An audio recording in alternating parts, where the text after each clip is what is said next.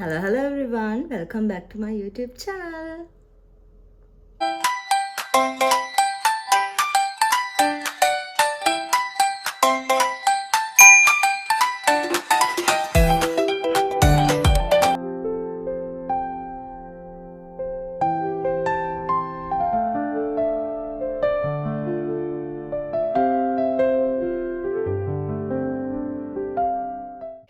අද මම ඔයගලන්ට කියලා දෙන්න යන්නේ ලේසියෙන්ම හදාගන්න පුළුවන් බත් එකක් ගැන. ඒ කියන්නේ මම මේක ලංකාවේදීත් හදනවා, හැමතිස්සෙම වගේ හදනවා. මට මොන හරි ගෙදර තියෙන දෙයක් කන්න බැරි වුණාම හදනවා. එතකොට යාළුවෝ එහෙම ආවම ඉක්මනට හදන්න පුළුවන් එකක්. මේ බත් එක යාළුවෝ අතර හරි ප්‍රසිද්ධයි. ඉතින් බලමු මොකක්ද ඒ කියලා. ඉතින් මේක මට ඇත්තටම අද දවසේ පොඩක් අසනීපයි. ඒ හින්දා තමයි මම මේක හදන්නේ. මොකද ලන්ච් හැදුවෙත් නැහැ. දවල් වෙනකම් පොඩ්ඩක් අද නිදාගත්තා. දැන් නම් වෙලාව 7ට විතර ඇති. ඉතින් රැට කන්නයි. ඇත්තටම රැට කන්නයි හෙටමට වැඩ. රැට කන්නයි හෙටට කන්නයි තමයි බත් එක හදන්නේ. බලමු කොහොමද මේක හදන්නේ කියලා. හරිම ලේසි. හරි. ඉස්සරහම අපිට මේකට ඕනේ බත් වලින් තමයි ඉතින් හදන්නේ. ඒක මම ඉස්සලාම පොඩ්ඩක් මේ උයාගෙන ඒක චුට්ටක් කියන්නේ හොඳටම නිවෙන්න තිබ්බා. බත් එක උයා ගන්නකොට ඔයගොල්ලෝ ලුණු ටිකක් දාගන්න. නැත්තම් බත් එක උයාගෙන උනාට පස්සේ ලුණු දාගන්න. එතකොට අර මේ ආයි බත් එකට ලුණු දාන්න ඕනේ කියලා. ඇත්තටම ගෙදර තියෙන ඕන දේවල් වලින් හදන්නත් පුළුවන්. මම නම් ඉතින් ගෙදර හදිසියෙව මට සැමන් එහෙම තෙල් දාලා ඉතුරු වෙලා තිබ්බම ඒවා ටික දාලා හදනවා, මාළු දාලා හදනවා. ඒ වගේ. ඉතින් අද මම දාන්නේ සොසේජුයි විතරයි.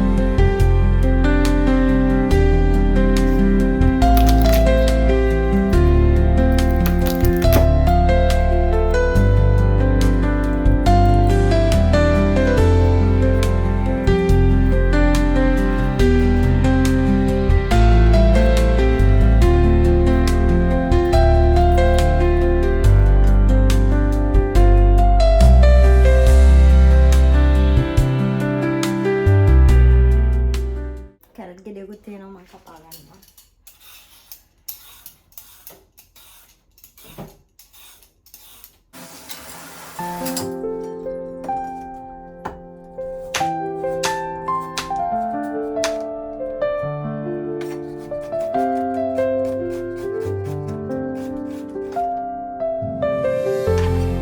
අන්න ඉතින් ඔක්කොම ලෑස්ති.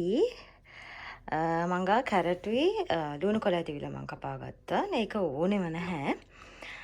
මිරිස්, එතකොට අමු මිරිස්, කරපිංචා, ලුණු, සොසේජ් තමයි මම ගන්න. බිත්තරයි. ඊට පස්සේ මේ ඉඟුරුයි සුදු ලුණුයි මෙන්න මේ වගේ චොප් කරගන්න.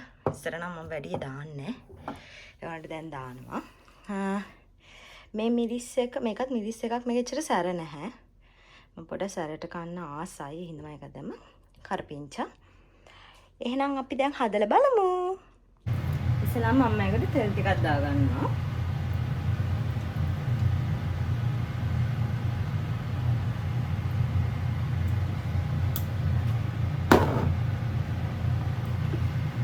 ඉස්සෙල්ලාම මම මෙන්න මේ සොසේජ් ටික බෙද ගන්නවා. මොකද මේක අන්තිමට වගේ දාන හින්දා.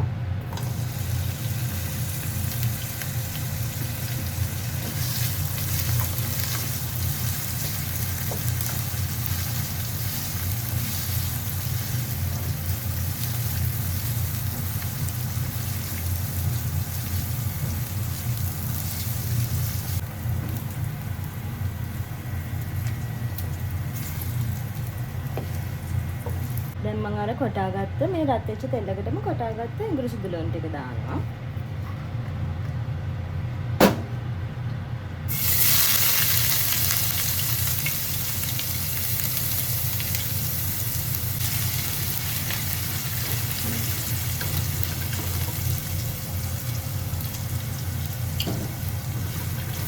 මේක හොඳට ටිකක් රන්වන් පාට වෙනකම් බැද ගන්න. මෙන්න මේ විදිහට පැදීගෙන ආවන් පස්සේ අර පිංචා අමු මිරිස් ඒවා ටික දාන්න.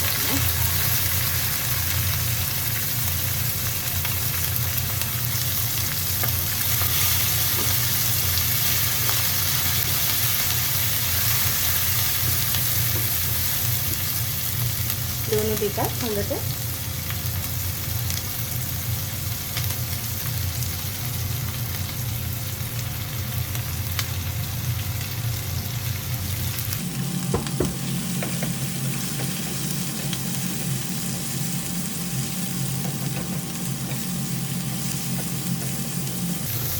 දැන් මේ කැරට් ටිකක් දාගන්න.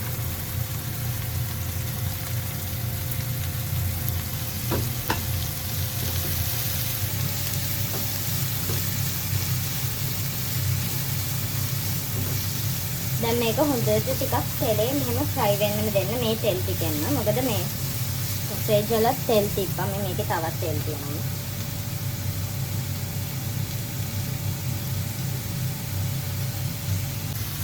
දැන් මේකට ලුණු දාලා රවුම් කරන්න. ඊට දාගන්න සෝයා සෝස් ටිකක්.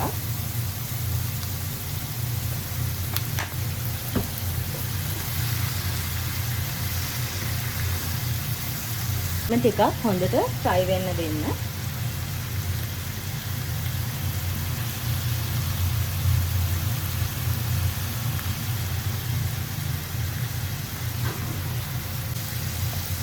දැන් කාලි මිරිස් ටිකක් දාගන්න. ඔයගොල්ලෝ බත් වලට ගන්න ප්‍රමාණයත් එක්ක ටිකක් දාගන්න. මම කොහොමද සැරට ටිකක් කනවා.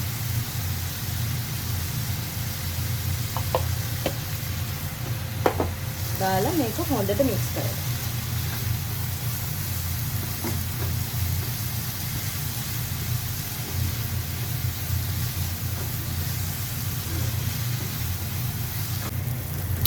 දැන් ආයෙ මේකට චුට්ටක් තෙල් අයනෙන් චුට්ටක් තෙල් ටික දාගන්න. දාගෙන ඉවර වෙලා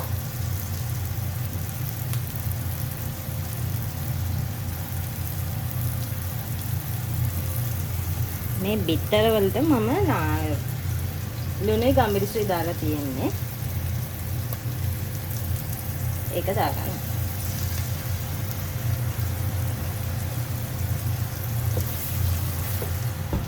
දාගෙන හොඳට මේක කෑලි වෙනකම් මේක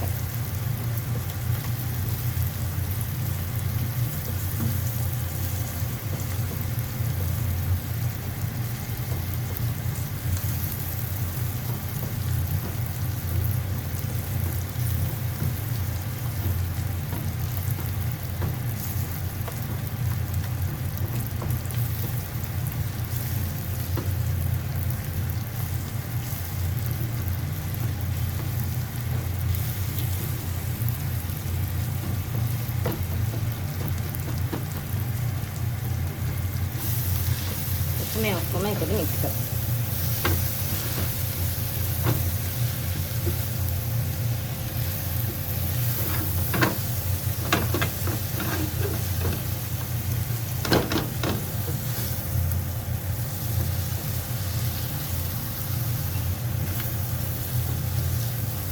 දැන් අර සොසේජ් ටිකක් දාගන්න.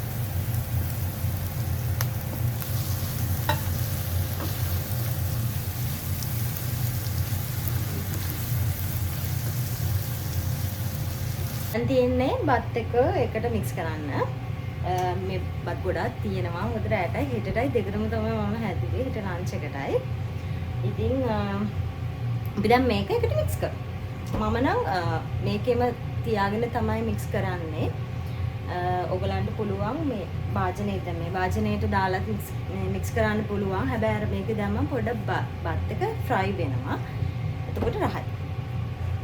ඉස්සලාම මේකෙන් ටිකක් මම එකට දාගන්න. මොකද මේවා මේ ටික වැඩි මේ මික්ස් කරනකොට නැත්නම් බත් හැලෙනවා. මෙහෙම වෙන එකකට චුට්ටක් දාගන්නවා.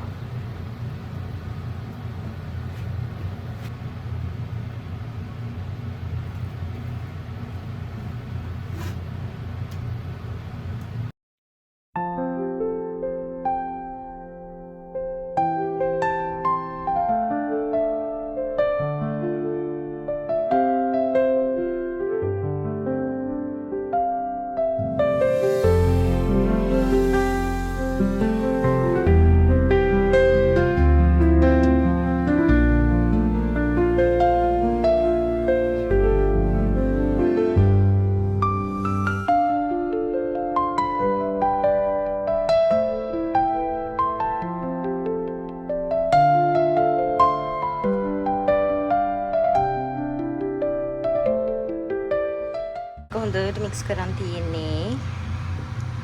මම හැන්ද මාරු කරා මොකද මේ අරකින් බෑ එක.